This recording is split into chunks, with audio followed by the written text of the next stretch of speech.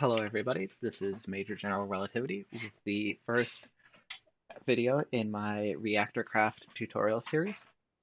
In this series, I will be going over all the different reactors that you can set up in the ReactorCraft mod made by Reka for version 1.7.10 of Minecraft. I won't be going over necessarily the most optimal or min-maxed reactor builds, because I don't think that that's not my idea of fun. However, I will be going over how to use all of the blocks and understand how they work together.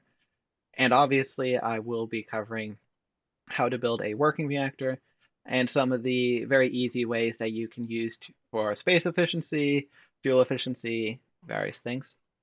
In ReactorCraft, there is a number of different reactors you can build, ranging from the simple high temperature gas reactor to fission reactors, to breeder reactors, to thorium reactors, all the way up to the fusion reactor, which is the uh,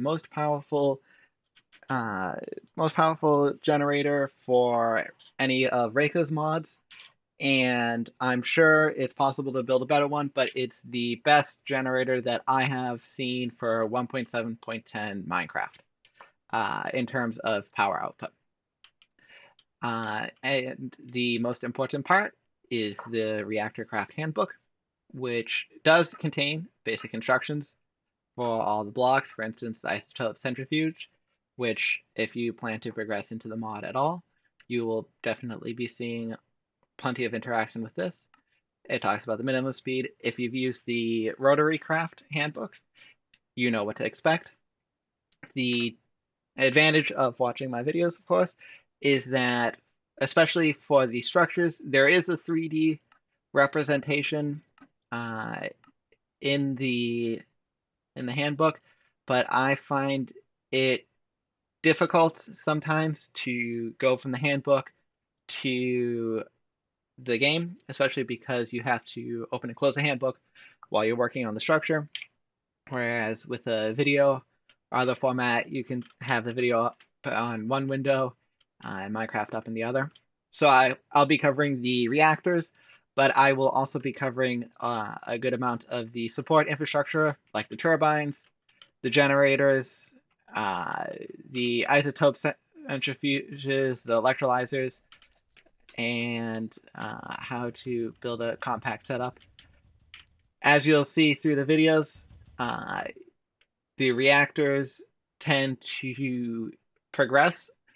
Certain reactors are quote unquote side paths, but every reactor brings its own advantage to the table, leading all the way up to the fusion reactor, which brings the advantage of extremely large power generation, numbering into the many, many, many gigawatts.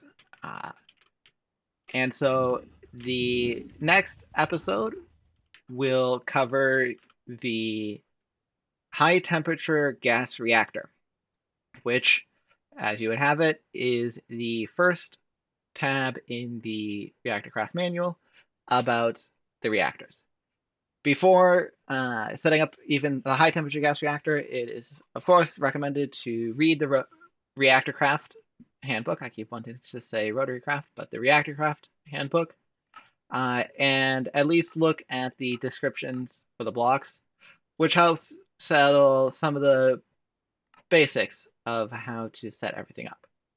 And so in the next episode, you'll see me set up a high temperature gas reactor, and I'll talk about how to get hot carbon dioxide from it. Power generation will be its own episode or episodes, but I will see you in the next episode about high temperature gas reactors. Have a good day.